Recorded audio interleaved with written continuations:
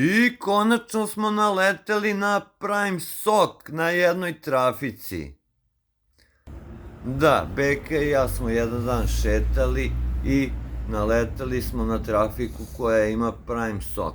Bilo je 3 ukusa, ali smo se mi opredelili za narandžu. Kao što ste mogli da vidite na početku, flaša jednog ovog pića košta 890, što je skoro 900 dinara, od pola litra ili ti 500 mililitara.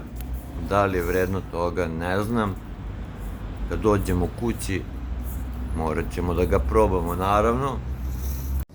I naravno, morali smo da ga probamo.